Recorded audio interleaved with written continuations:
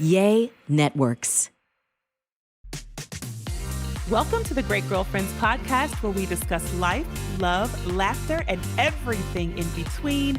I'm your host, Sybil Amuti, and I can't wait for you to hear all of the Great Girlfriend magic on today's show.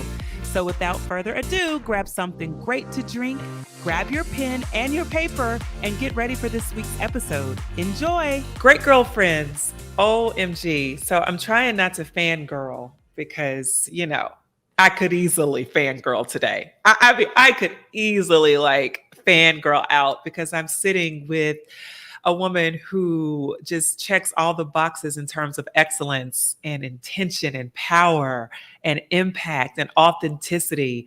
And I just love, for many years, of all my years in New York, I had the pleasure of seeing her keynote at so many different conferences, hearing her sing before every keynote that I've seen you do, Carla, at every conference.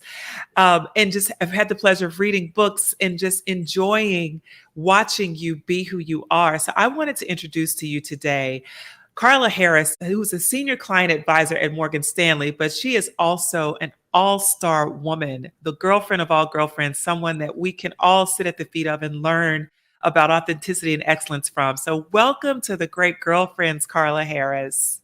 Well, thank you, Sybil, for having me on the Great Girlfriends. I am so excited to be here. Okay, it's more of my pleasure than yours. You know that, right? You know I'm excited. I don't know about that, girl. I don't know about that. It might be mutual here. I'm so excited. And I'm not going to ask you if you're going to sing before you speak today. I'm not going to ask that of you because you may not have your singing voice ready, though I think it is. But I am going to say how much I love that, Carla. Carla, that's probably one of the things that I love most about all of the brilliant accolades you have. I mean, you have every accolade under the sun, and you've been educated at the top schools in the world, and you have a long-standing veteran career on Wall Street. But I was first struck by you, Carla, probably 10 or 12 years ago at a Working Mothers Conference, and you came up and spoke, and you sang first. And I looked up to go, who is this?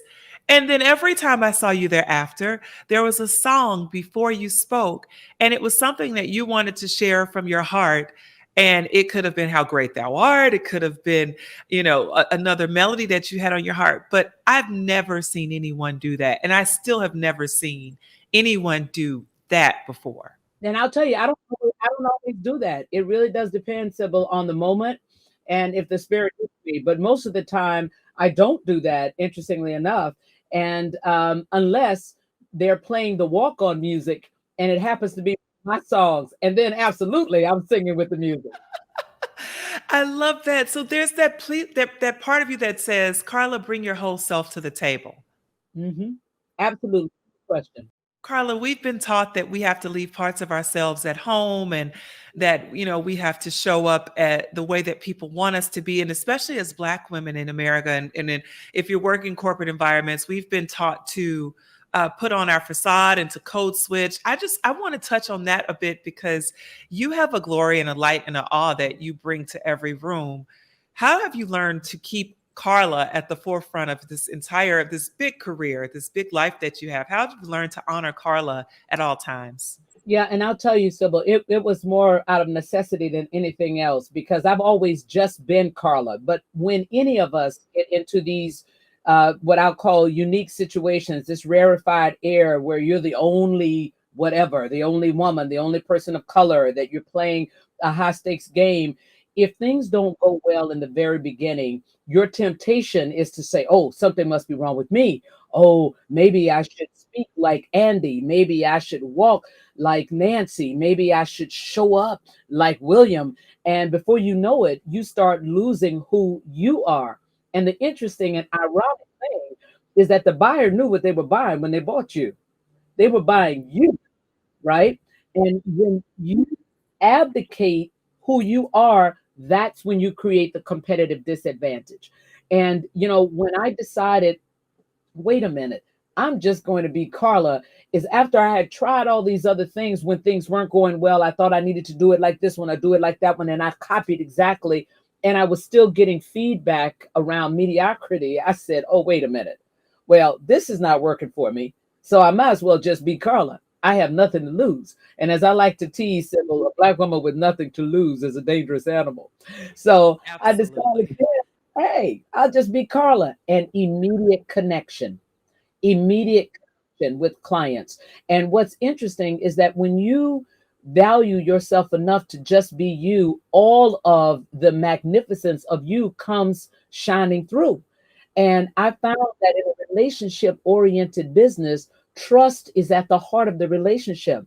And when you bring your real self into that environment, people trust you, right? And so you get a chance to capture that relationship in a proprietary way. If you and I are talking to the same people, that person is going to experience Sybil differently than they experience Carla. There is no value or relative judgment as to which is better. It's a different experience. And that's Yes. what you have to own. And when you can just be you, you always outperform. You always excel. And let me just speak to one more thing. This idea of code switching. I am not a fan at all. And I try to discourage young professionals from this notion of code switching because any of us, especially people of color and women, any of us can put on a face and for a Mhm. period of time because we have been unconsciously socialized to do so. However, where you're going to really excel is where you can largely be you. And if you are committed to code switching every day, I'm going in the office, I better make sure that I look like this, speak like this, act like this. Okay, I'm going in with my family. Okay, I'm doing some nonprofit. If you keep doing that, it's going to wear you out and you will not be able to compete effectively, let alone win. The key to bring all of you into any environment all the time is number one, know who you are. And I don't say that lightly because we were all running around pre-pandemic so much that we failed to say, who am I in 2012 versus who am I in 2017? And you better be asking that question now because there isn't a person alive that hasn't been impacted by the COVID-19 crisis or the social unrest. So number one, know who you are. Number two, accept the fact that we're all multifaceted. There's not just one you. There's an intellectual you, there's a frivolous you, there's a listening you, a pensive you. We're all multifaceted. Own all those facets. And then the third key to bringing all of you into any environment, now you relax. Now you can relax and feel the energy in the room and decide in that moment which facet of you will connect authentically with the people on the other side of the conversation. I love that. I love that. I love that. Multifaceted. So I want to sit on that for a second because in 2013 I went to a conference and I had this moment with God where I started to recognize that I was operating as only one facet of who I was. And I felt like he was showing me like a diamond has so many facets, right? And Mhm. that's the value of a diamond is that you get to see when those different facets hit the light, you understand its value more than you did if there was only one facet. And it changed everything about the way I show up, Carla. And now I love how you have reminded us that the discernment of when to present a certain facet of who you are is important, but never to eliminate or to ignore the idea that there's so many pleasurable parts of who we are. Absolutely right. You got it. And from every angle that the light hits the diamond, each are fabulous. And there's a Yes. lot of them, Yes. right? And Yes. but you have to be self-aware enough to know which part of you is connected with that energy in the room. Mhm. And that also gives us permission to explore when we feel that we're evolving or pivoting. A few moons back, I think everybody's okay with pivoting now. I think the pandemic taught us that if there was a switch to make, you better make it. But Mhm. prior to that, people were very afraid to show up with in another face or another side of who they were, and afraid of the rejection of people going, "Who does Carla think she is now? Carla's ice skating, champion. How does Carla think she can do that? Plus all the other things she's doing, the judgment and ridicule. So people will shrink and Mhm. ultimately start to minimize. But I think now we're in a space where we understand the power of our facets. And I love what you said. It just hopefully someone is feeling released from the idea that they had to only be one. Mhm. that if you could just hold up to the light, you get to see all your brilliance in the light. Absolutely. And listen, the pandemic freed us in more ways. I mean, I happen to be a glass half full kind of girl, Sybil, as you know. And so I see far more blessings and revelations that came out of the COVID-19 experience than the loss and the pain. And I am not minimizing at all the loss and the pain and the difficulty that transpired over these last 2.5, almost 3 years. But I'm choosing to underscore, the great revelations, the things that we learned, the fact that, as you pointed out, we did learn how to pivot. We did learn how resourceful we were. We did learn how to be innovative. We did learn who was essential and who wasn't essential. And that turned the whole thing on its head. There's so many things that we learned. And oh, by the way, we learned that we're all interconnected. There were Yes. people helping people who are unlikely bedfellows, if you will, but now can see the interdependency and the strength. So there are lots of things. The trick, however, will be not to revert when we no longer have that pressure. That's going to be the trick. Did you learn it? Did you own it? Did you internalize it? Are you ready for it? Or are you going to default to the familiar? Mm-hmm. Mm-hmm. Carla, I want to ask you a few questions because as I, read your bio, which is absolutely one for the records, it is one that belongs in an encyclopedia. One day, girl, one day. It's big. Things seem to, just in reading, I know they don't come easy, but successes seem to come your way. I want to know for you, what has come easier for you and what has been harder for you in your journey, in your evolution and in your career as a woman? What has become, what were the easy things and then what were the Carla, oh, I think I can things. Yeah. Well, the easy things have always been to execute. I am an executor at heart. You put it on the list, I can take it off the list. And I can also compartmentalize. I can shut things down and say, this is what I'm going to focus on now and not be distracted by other things. The things that came difficult, however, was realizing that things were not black and white. So when I was coming out of undergrad and graduate school, every company talked about a meritocracy. And that meant that everything was fair. It was objective. Either you did a good job or you didn't do a good job. If you were smart, you worked hard, that meant you got a chance to go to the top. But when I started out in my career, I started realizing that there was no such thing as a true meritocracy. Because in order for it to be a true meritocracy, it has to be objective. But there is a human element in all of your evaluative equations, all of them. And if there's a human element, there's a measure of subjectivity.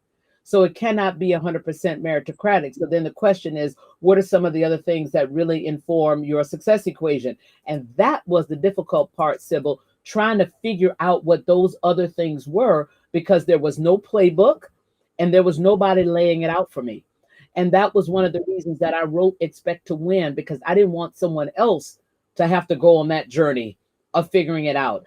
I wanted to have it on in black and white. Oh, yes, there are rules to the game in every culture, in every environment, where it's more than one person, a culture is created and there are rules around that. That's So good. understand, make sure you know how to play them. Make sure you understand that your intellect and your hard work alone won't get you there. You're going to need another relationship. So invest, so those were the things that were so hard. And the yes, I can, Carla, as you so well put, was really around staying the course until I was done with the test. Because as I like to say, when life comes to teach you a lesson, if you don't pass the test, you will repeat the class. Oh, such a fact. Such a fact. Such a Yeah, fact. yeah. Okay, so Carla, when you start talking about relationships and there not being a playbook, what were some of the steps or tools that you use to build those relationships so that because now you've established what many would consider a great playbook and you've left so much reference material along your path that others can grab from. So what were some of the things that you used to establish relationship and build even allies to form your own playbook? Well, one of the big revelations, and I want to put this out there for your listeners, is everybody needs help. And the one thing that really smart people don't know how to do very well is ask for help. So if you have gone through your academic career and you've been studying really hard and you got those A's, chances are you didn't go to a professor regularly and ask for office hours, or you didn't have somebody spend another 2 hours with you trying to work out that chemistry formula. You kind of figured it out. But once you start your career, you're going to need to ask someone for help. That's point number one. Point number two, if I'm going to call a thing, Sybil, we have trust issues. Right? I hinted at those in my second book, Strategize to Win. That's why I wrote about performance currency and relationship currency, because I kept scratching my head saying, why do people of color in particular and women have trouble getting that sponsor that they need and forming those relationships that they need? We got trust issues. If anybody has ever done you wrong, when you see anybody with that profile again, you're like this, right? You're not giving it up of yourself. You're not putting yourself in that vulnerable place again. And you have to have a measure of vulnerability to actually create a relationship that's going to work for you. So, I had to make the decision. Well, I was going to have to trust somebody, right? Because when you're in these environments, and especially when you're lonely, sometimes you're looking around, you're like, I don't trust anybody, right? I'm not going to trust anybody because I got to look out for myself. I got to That's survive. right. Yeah, that's how you feel. But the problem with that is when you walk around not trusting anybody, they smell that they can't trust you. And nobody will spend their currency on somebody that they don't trust. Those were some of the things where I had to just get comfortable and say, well, I'm going to go into this and I'm not going to be afraid of being wrong. Because if it turns out that I can't trust Tom or I can't trust Mike, well, I'll learn that when I learned it and I'll go on to something else. But I'm not going to refrain from trying to build that relationship because of a measure of mistrust. So, how did I do it? I stepped up just like you do in your personal life. Think about the people who are close to you in your personal life. How did you get close together? Maybe you're thinking about that girlfriend you knew from college. Well, you guys met maybe in the registration line, or you sat next to each other in class. Then you started going to parties together. Then you went to the football games together. And then you started, consorting about this major, those classes together and planning. Well, it's the same thing in your professional environment. You find ways to have that frequency of touch. Hey, so and so, how you doing? How was your weekend? Hey, so and so, what you got going on for the weekend? Hey, I'm going down to get a Starbucks. Can I get you one? Right? Those little touches are the things that relationships in a professional environment are made of. Sometimes we forget that these are humans and we see people as their titles and we miss the opportunity to just be human to one another, right? So building rapport and creating connection, those are very human aspects that each one of us brings to and we can bring to the table.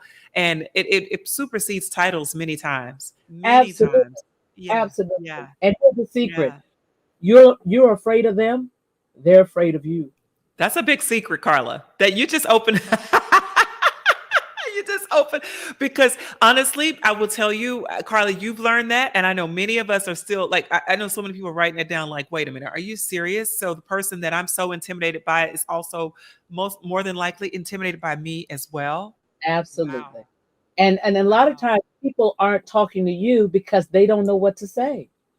yeah. So why don't you make it easy for everybody and say, hey, so what's going on? How you thinking about this? And Sybil, I've done that so many times, and I've had so many people give me that look like, what is she doing? And that just encourages me even more. And I go, yeah, I said hey to you. Yeah. So what's up? Right. And then again, if they end up being a curmudgeon, then you kind of go, okay, worthy of no more breath. Next. Because honestly, Carla, I think some of us get beat down by that, and we Yep. take one rejection and we assume it to mean all rejection, and we That's run exactly with that notion. Yeah. So you dust those reject. How long do you give yourself to feel rejection, Carla? I feel like there's a time limit on that. not, yeah, it is. Nanosecond. Because at the end of the day, you have to know that you are worthy of somebody engaging with. And if they don't see that value, somebody else will.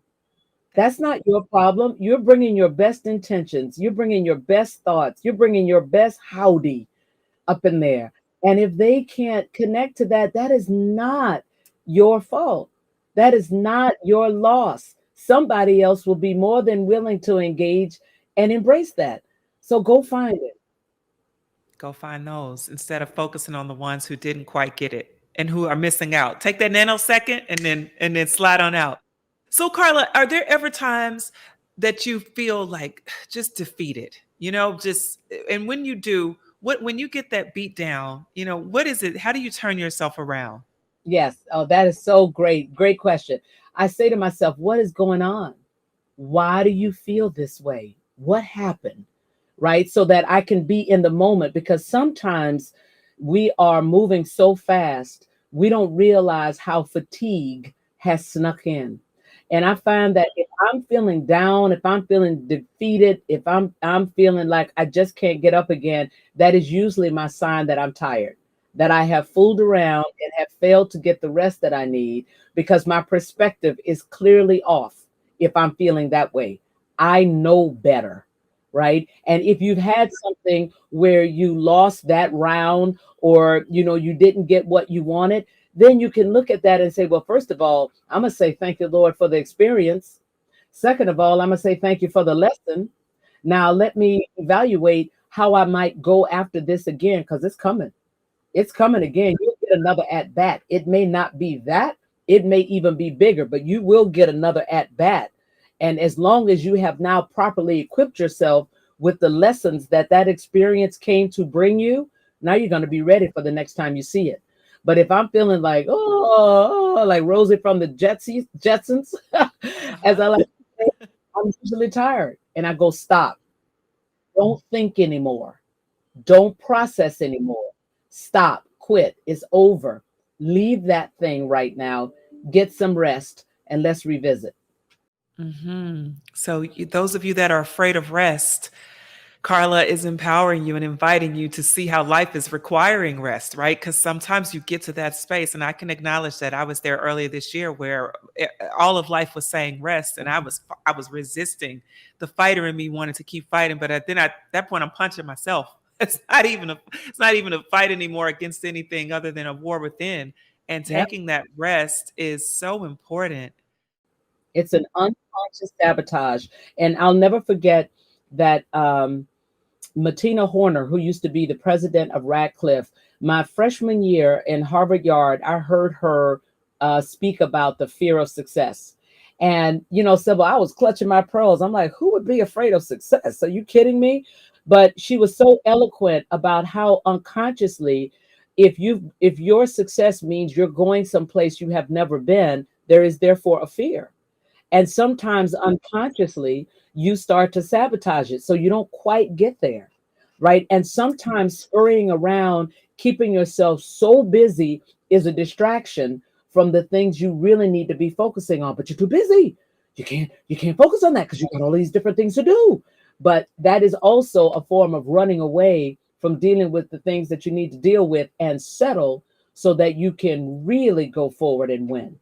So that focus is a big deal. That means sometimes great girlfriends were shutting off social media, or we don't get to be at all the things that everyone else is at because we are on a path. And so for you, Carla, when you are in, some of us probably consider it a mode, but what I'm hearing from you is it's a lifestyle of focus and intention.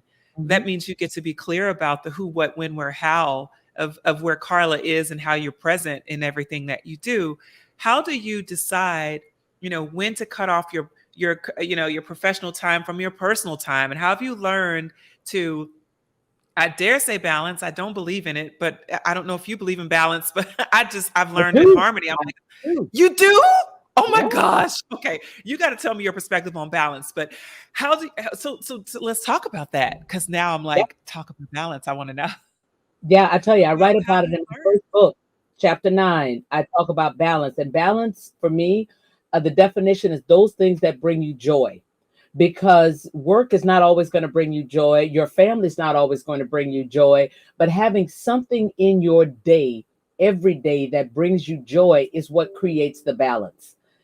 Because as I said, work sometimes may be a chore, drudgery. You just don't want to do it today. But if, for me, if I'm mentoring somebody, helping somebody solve a particular problem, singing, getting prepared for a concert, working out when I'm really on my weight loss regimen, whatever it is, if that thing is going to bring me joy, then that is the thing that gets me through the thing that's drudgery that day. So knowing what brings you joy, what's going to make you smile, what's going to make you feel good, and having that in your day every day is what creates balance.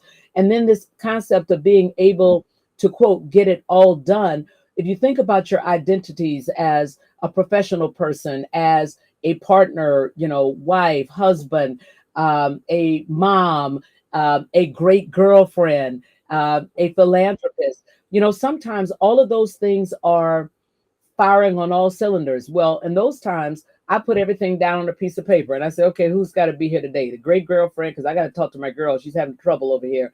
And you know what? Mommy absolutely has to be 100% present. And oh, my husband probably hasn't gotten the attention that he needs over the last couple of days. Oh, you know what? I got 3 things I need to work on for clients. I put it down on a piece of paper.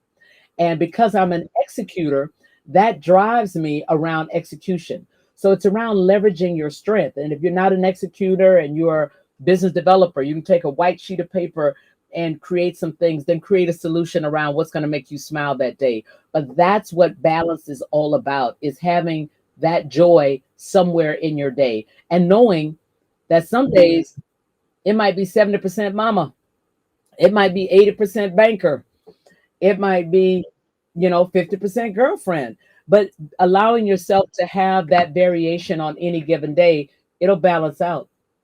You know what? I've never thought about that as something balancing that sits in the middle of these two heavy weights, and then you've got this thing that gives you joy that makes it all that is really good. I'm going to steal it, but I am going to quote you, but I am going. I'm going to, girls, we got to go back and read chapter 9 in the book, because that is where she lays out how to make it because I got to tell you, Carla, that balance thing choked me when I had those 2 kids. I was like, so wait, things are not going to balance, but I do look for harmony. And now I understand that I can bring something in that really evens the scale on both sides. I'm just kind of thinking of the weights here. So that is so good. I want to switch gears a bit over to women and money, because Yeah. you sit at the epicenter of of the financial industries of the world, and you have so much experience in this space, where I've learned through the Great Girlfriend community, there's a lot of intimidation still. And Yeah. when you speak about us not trusting, so many women still haven't spoken to financial advisors, or still won't get the learnings or lessons around how to build build wealth or create even a financial legacy. What do you think we need to know now, Carla, that you wish you had known when you were at the beginning of your money career? Yes, absolutely. You are the CEO of your money. If you did not come from money, and I would argue, even if you did come from money, but were not exposed to the information, you do not know everything that you need to know to preserve or grow your assets, your money. So get some help. The next thing I'm going to tell you is that help is very personal. So you should absolutely interview a number of financial advisors until you find somebody that you feel comfortable with. I will also go so far as to say that person should be very comfortable and patient in teaching you. Yes, they're going to manage the money, but you don't want someone, when you're trying to learn, to say, that's okay, Sybil. No, don't you worry about it. I got this. No, Sybil wants to understand what is transpiring, and your money is important. So take the time to learn about it. Again, you don't have to know every hedge fund that's out there. You don't have to know everything you need to know about real estate. But what you want to do is take the time to get yourself some advisors and partners who are part of your success team, your financial success team, to help you on your way. And the person that might help you in the early days when you only have $10,000 or $15,000 to invest may not be the person when you have 2 million to invest. And you might have been exposed to other people, but start learning early and take some risks. Also, especially if you're early in your career, you can afford to take some risks, because presumably you got decades of earning power in front of you. But I'll tell you, one of the big mistakes I made, Sybil, is my mother, God bless her, told me when I was probably 26 or 27 to buy some land in Jacksonville, where I'm from. But because I didn't know a lot about real estate and I just started saving some money, I couldn't imagine taking all the money I had saved and putting into this land that was just sitting there. There was no house on it. There was nothing happening. It was pure ignorance. And at the time, I was working so much, I didn't really have a time to go and check it out. So when in doubt, don't. I didn't. Oh man, was that a dumb move? Within 4 years, that land sold for like quintuple. I mean, something crazy for what I would have paid for it. But at the time, not coming from money, not having money, finally seeing money in the bank, was like, oh, let me look at it. Mhm. So, but if I had taken my own advice and talked to some of my friends who were smarter than I was around real estate, I probably would have made a different decision. So good. So good. So now speaking of friends and relationship, how important are your great girlfriends and how do you set aside the time to sustain? I know it's like a thing. It's a whole lifestyle, Carla. But how do you set aside the time to really be present for them as well as all the other facets of your life? I got to tell you, I so value my great girlfriends that I will drop almost anything to be there for them, because I am really clear that they are there for me. There's one of my great girlfriends that every time I get ready to write a book, I will give her a chapter or give her a thought about it. And even on Lead to Win, when I had some trepidation about whether or not I really want to write a leadership book, the affirmation that she gave me right off the bat was all I needed to just keep going forward, because I know she is one of my straight, no chaser kind of girlfriends. She's going to tell me, whether it's good or whether it's bad. And anytime she calls me, she can say, girl, I need 5, I need 10, or I just need to talk, or let's go get some pie. I'll do it. And I have girlfriends that I have had for, I won't even say how many decades, because that's going to reveal my age even more. But I've known since I was literally fourth and fifth grade, who are my, ride or dies. So great girlfriends are important, because I learned very early, in my 20s, that relationships may come and go, but your great girlfriend is going to take care of you.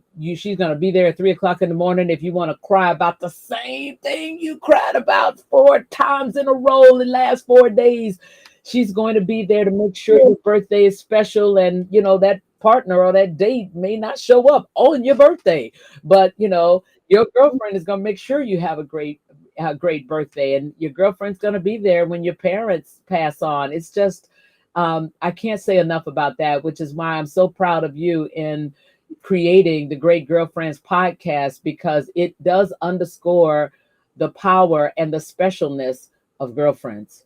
Oh, thank you so much. And yes, I mean, I found it to be a superpower and a super space, and I realized none of what I have in my life has been done on its own. It was always someone who was there to support and to pick me up and wipe me off and throw me back out there and tell me to keep going to reinforce that I am who I am and I deserve what I feel I'm worthy of. And so I'm always looking for that message to be amplified and shown evident.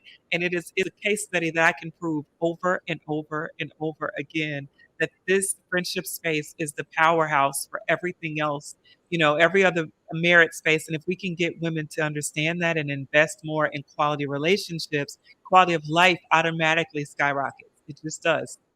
Absolutely. Absolutely. And be that person for other people. There are lots of women, unfortunately, who feel like they can't trust other women because they've been scorned or they've been betrayed. But, that was a situation. And look at it as a situation that was supposed to teach you something, but not as something that says that you're not worthy of having a great girlfriend. And I think I decided when I was in seventh grade, Sybil, I can remember clearly that I wanted to be that girl that my friends could depend on. I wanted to be that girl that would never betray a secret. I wanted to be that girl that was never going to be jealous of you, but would always celebrate you and cheerlead for you and push you, or just listen.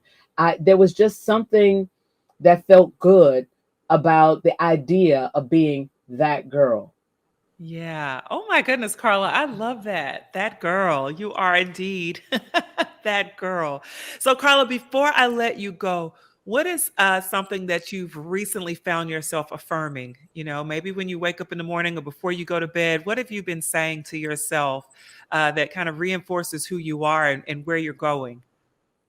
One of the things that I have been very focused on is this concept of playing big, right?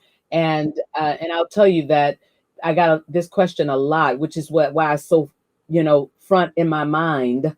Um, People said, "Well, all this time on Wall Street, do you have any regrets?"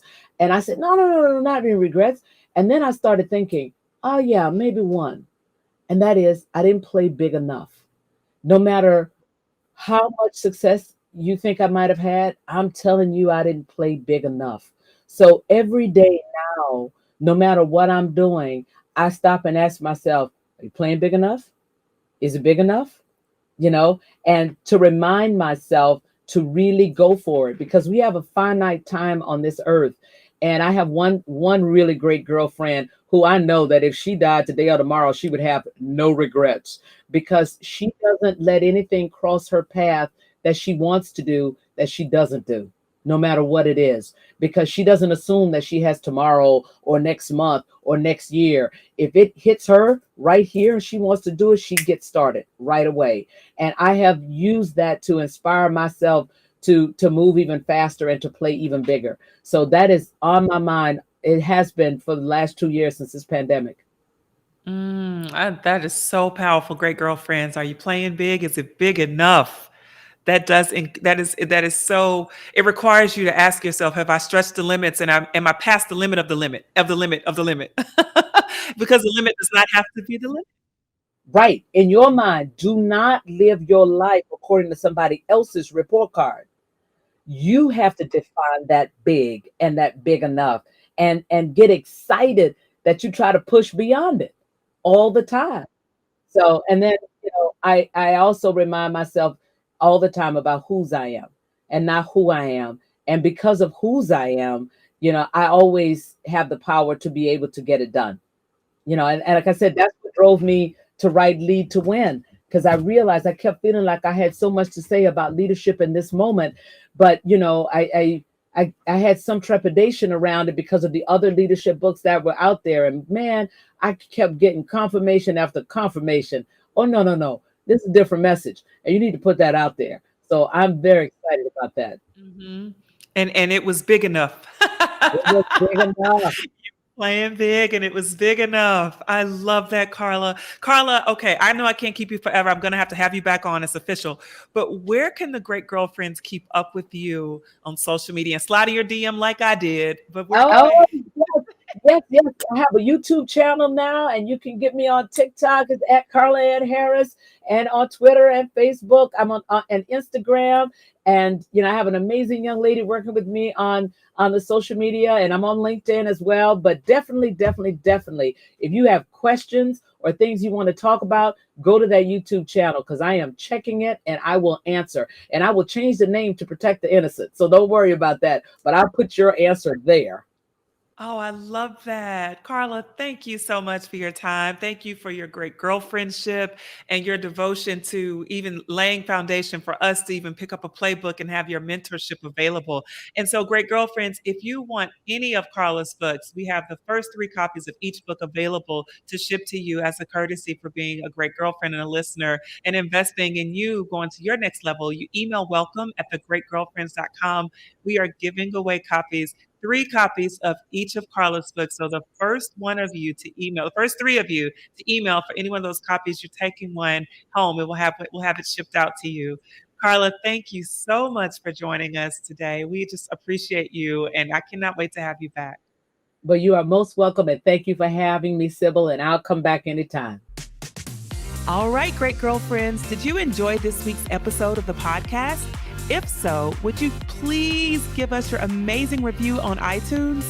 Every single review helps another great girlfriend get plugged into the podcast and the community. Speaking of community, make sure you join our Facebook group at The Great Girlfriends, follow us on Instagram at The Great Girlfriends, and on Twitter at @the_great GFS. I'm Sybil Amuti, and I'm out. Peace.